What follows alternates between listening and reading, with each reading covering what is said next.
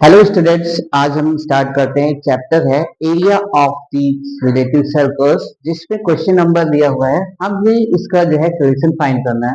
Question है find the area of sector of circle with radius 4 centimetre and of angle 30 degree. Also find the area of corresponding major sector where we have to use the value of the pi is equal to 3.14। यहाँ पर हमने एक circle बना दिया और जो कि यहाँ पे एंगल दिया हुआ है कितना 30 डिग्री, तो 30 डिग्री हमने यहाँ पर एंगल रख दिया।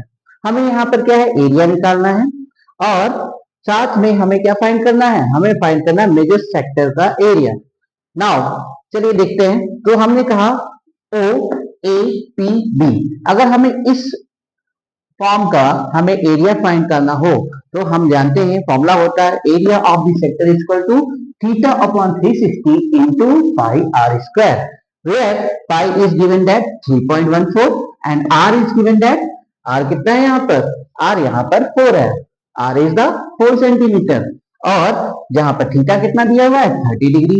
तो हम लोग यहाँ पर थीटा की वैल्यू रखेंगे 30 डिग्री अपॉन 360 इंटू पाई की वैल्यू हमें पता है 3.14 इंटू आर स्क्वायर, 4 इंटू 4।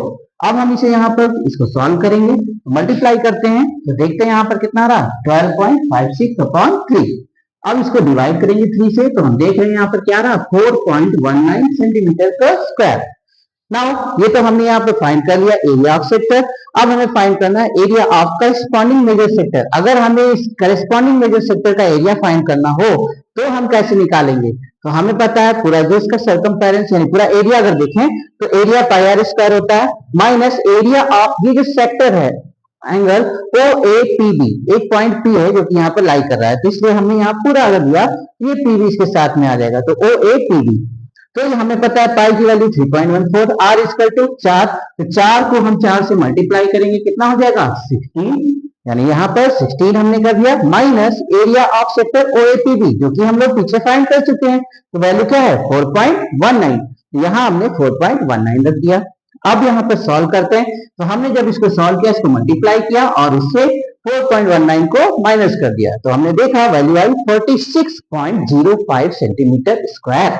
अब अगर हम इसे अप्रोक्सीमेट वैल्यू रखें तो हमें पता है जब भी कोई ये वैल्यू 5 या 5 से ऊपर आ रही हो तो हम उसको लगभग 1 के बराबर मान लेते हैं। तो यहाँ पर हम इस डिजिट को क्या है 1 मान लेंगे, तो क्या आ गया आंसर 46.1 सेंटीमीटर स्क्वायर। अब हम देखते हैं अल्टरनेटिवली, यानी एक पॉइंट और बोला है कि जो इसका मेजर सेक्टर है उसका एरिया बताना है, तो इसका भी फॉर्मूला हमें पता है क्या होता है 360 minus theta upon 360 into pi r square.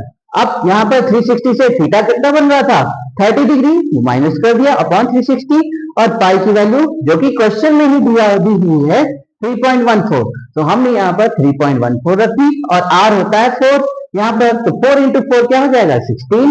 अब यहाँ पर सॉल्व करेंगे तो 360 से हम 30 माइनस करेंगे 330 अपॉन 360 और 3.14 इंटू 16, इन सभी को हम मल्टीप्लाई करेंगे तो वैल्यू आ जाएगी 46.05 सेंटीमीटर स्क्वायर।